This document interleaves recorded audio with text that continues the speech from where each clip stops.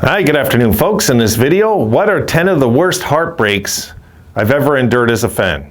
Coming up.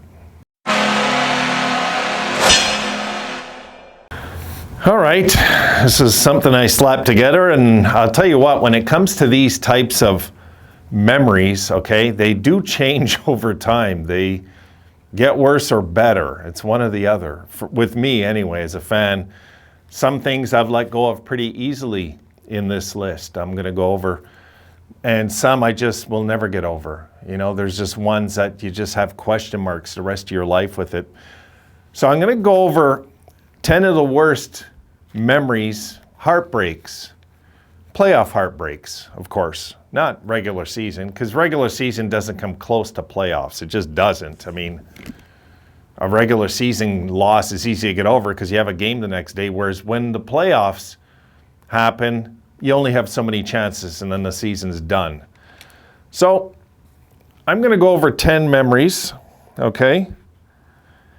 And I just slapped this together in a matter of minutes. So if I've done anything like this, and I think I have in previous videos, they might be similar but different order.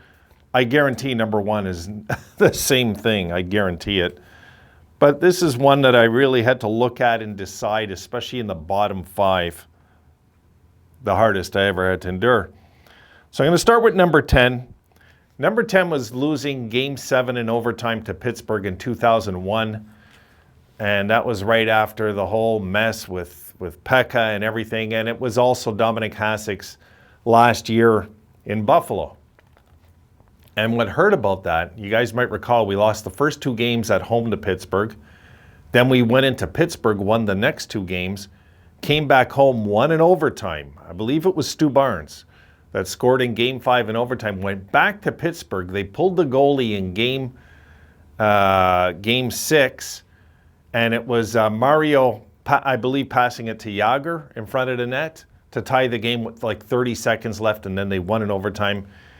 And then we came back to Buffalo, lost Game 7 in overtime. I believe it was it double overtime? I believe it was double overtime. I'd have to check, but when we lost that game in overtime, it was like I was so frustrated before that goal in Game 7 that I was at the point I was like, good, it's finally over, good. That's how it felt, you know, as a fan. I was so damn frustrated that we were out of that series, came back to overtake the series, and then let it slip away with seconds left in Game 6, forcing a Game 7 in Buffalo.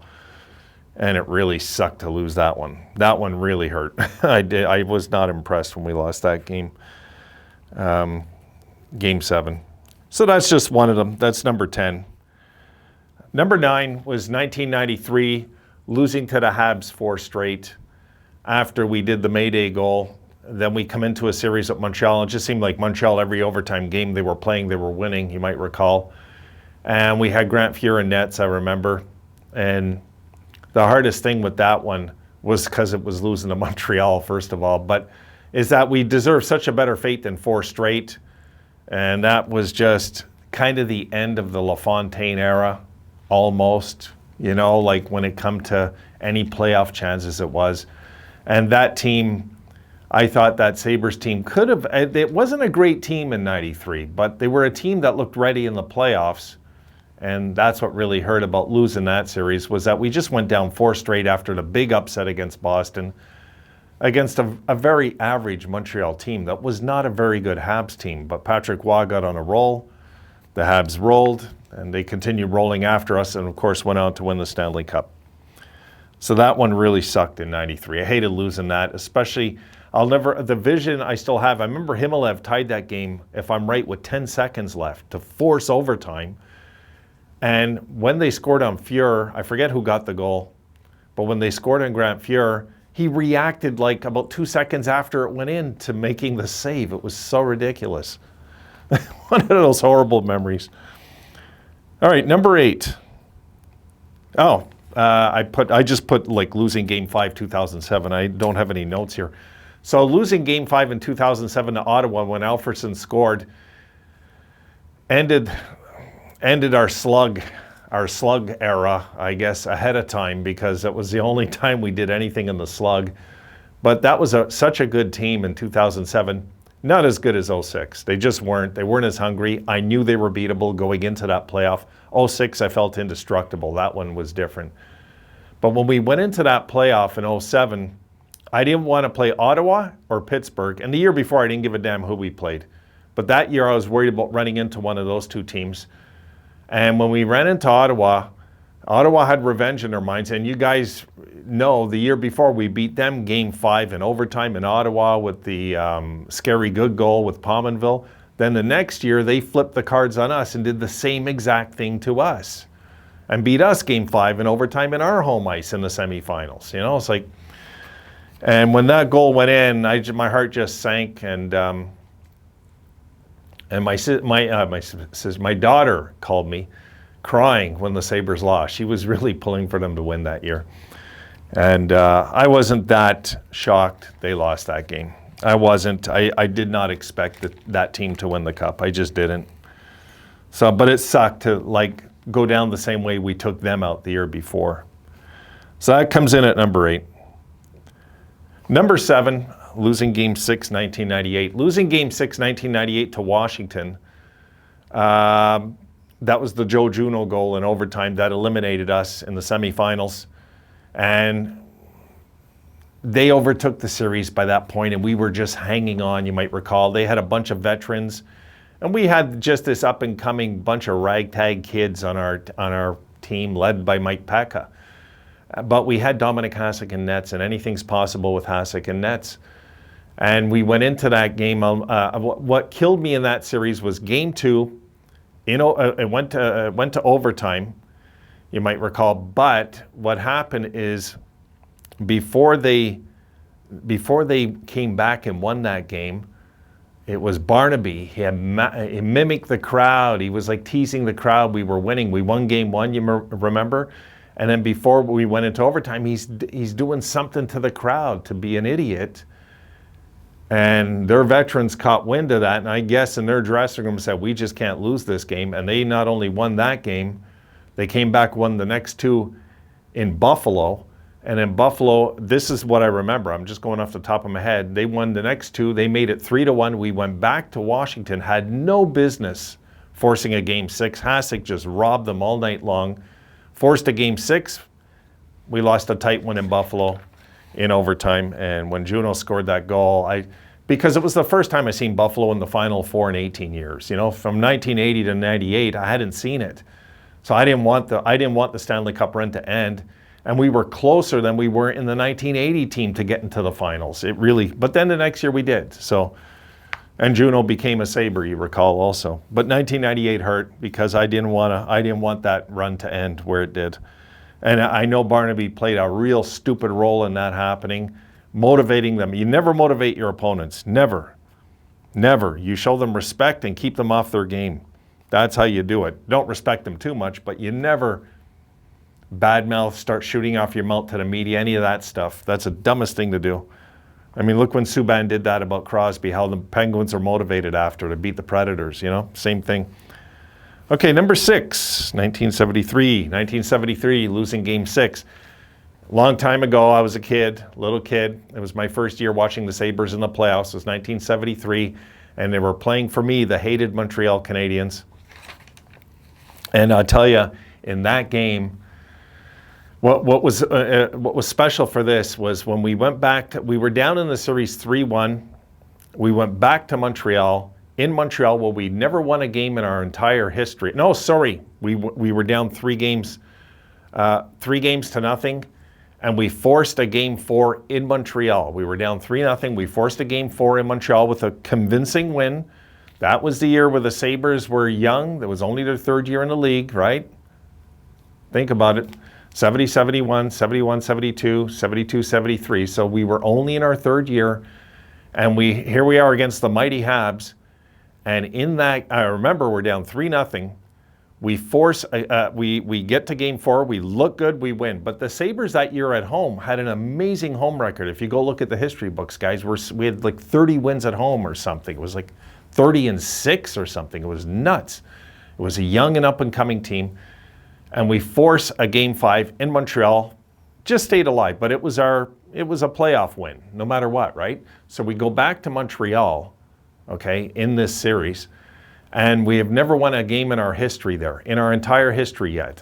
Well, not a big history at this point, but we never won a game in Montreal. René Robert scores in overtime, forces it back to Buffalo, where Montreal have nothing to do with it, and they close out the series. But the fans are all singing, chanting, "Thank you, Sabres," at the end of the game, which I often get mixed up for 75, but it was 73. And I was crying. I was a little kid. I was crying. I was really sad. I hated losing to the Habs. And yeah, it was 73. And it's one of those memories that still hurts. It's weird, you know. Even though we weren't really supposed to do anything that year, it was pretty cool to push Montreal 6. And the Buffalo fans knew that there was something special going on with this Sabres team already. It was a smart fan base. They knew. Something special is going on with this Buffalo Sabres team already. And yeah, losing game 6 hurt. But, you know, a few years later, we had some success, right? All right, number 5. Brad Park, 1983. What Sabres fan that's seen that goal isn't sick to their stomach still to this day? What might have happened? What could have been? This is what hurt about 83, folks. I went to the first 2 games in Montreal when we swept the Habs 3 straight. I went with my mom. We went to the first 2 games. And Buffalo had back-to-back shutouts, came back to Buffalo, and I believe it was a power play goal before the Habs scored in this series in the second period or something. That's what I remember. But anyway, we did close it out in game 3. We swept them 3 straight. It was an upset against this mighty Habs team still. They still had some good players on this team. And this is, I even kept the pinups on my wall to tease my friends that came over. It was on my, my wall for years.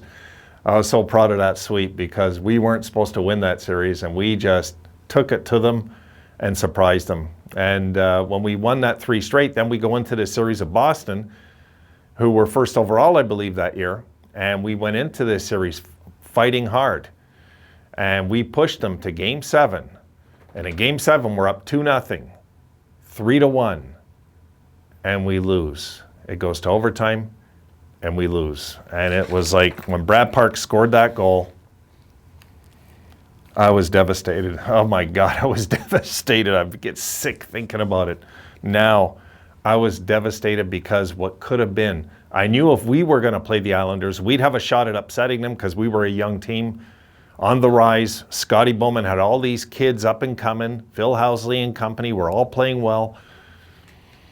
And it was devastating. It was a devastating loss. It was because I knew the Bruins would lose in 6, and they lost in 6. I just knew it.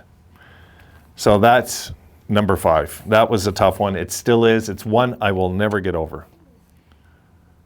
Number 4, 1980 Game 6 against the Islanders. Now in this, the Sabres were down 3-0. They won game number 4. You go over there. Over there. My dog's in here with me. Over there. I got to watch her on the green screen.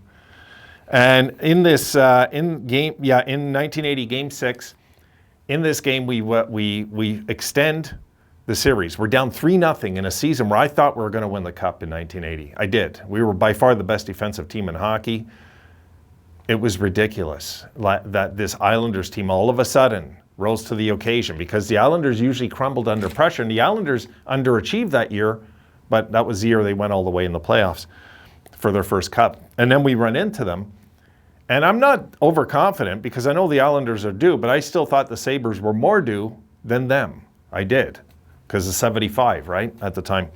So the Sabres are in this series. They're down 3-0. I believe we win 7-4 in game 4. We go back to Buffalo, and I think the score was 2-0. I do recall it was a shutout. Sauvé was in nets, and we force a game 6 now in Long Island, and there's tons of pressure on the Islanders now that usually buckle under pressure. Perreault scores 2 goals in the first 8 minutes to make it 2-0. That's it. They come back. They steamroll back on us. 5-2 empty net goal. And what I do remember is it was Bob Bourne, I believe, that got the empty net goal. I think it was him that took the puck off of Perreault because Perreault tried to deke him and got the puck stripped, and that was it. It was empty net goal. And even when it was 5-2, okay, and I believe that's the final score. I'm still very sure of that, actually. 99.9% sure. I always put a 1% chance I'm off.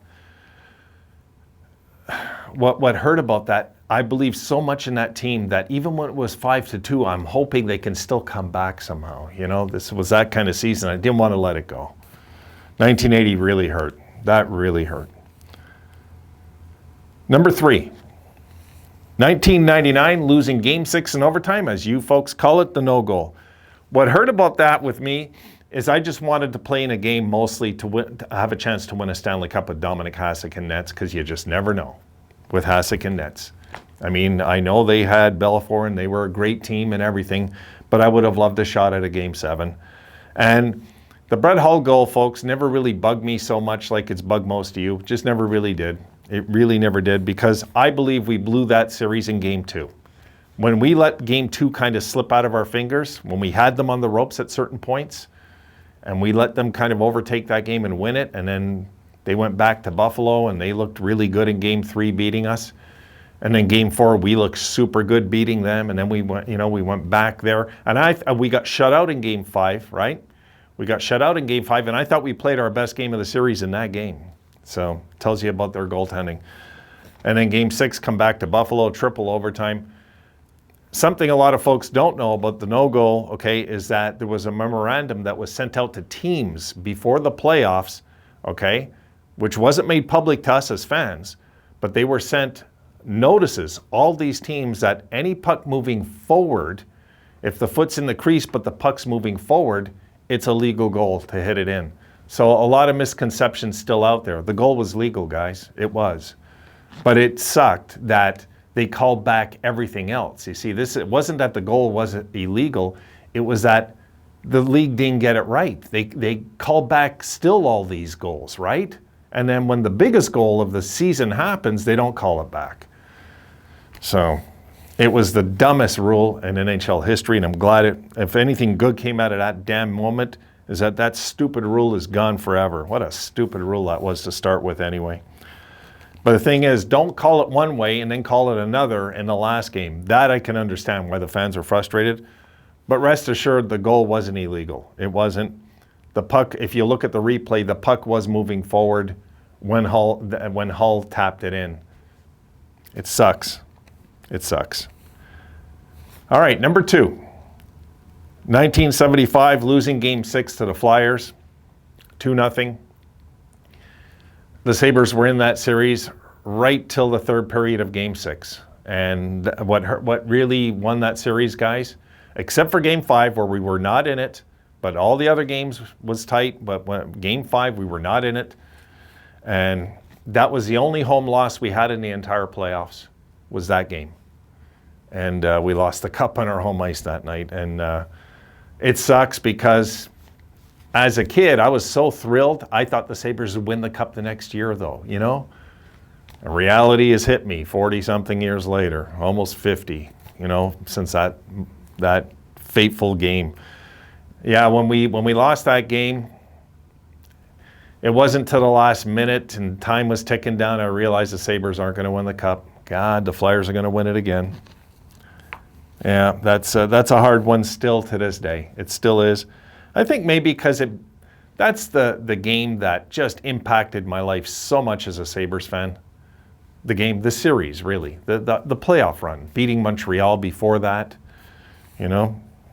It's a great memories of 75, but also very painful ones too. And number 1, without a doubt, losing Game 7 to Carolina in 2006. I will never, ever get over 2006 because that was the year the Sabres should have won the Stanley Cup, in my opinion, of all the years I've seen in my life, except maybe 75 also. The Sabres that year should have won the Stanley Cup. They had the team. The cylinders were moving, man. Everything was going good. All the pistols are firing. It just seemed like everything was synced to us to winning our first Stanley Cup. Injuries.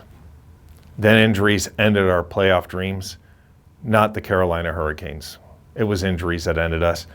I mean, credit to them for winning it in the Stanley Cup final when they played Edmonton and all that, but The road was paved for Carolina to win that. Our injuries, and then Rolison went down for Edmonton. It is a lot of things we can look at where Carolina got lucky. But I will say one thing. Carolina in Game 7 of that series totally out-hit Edmonton something like 45-20 or something. They dominated the boards on them that night and won the game. And that, folks, is my worst 10 memories. I'll never get over 2006 to this team hoisted. That's it, folks. Bit of a long one. Just wanted to share that with you. See you in the next one.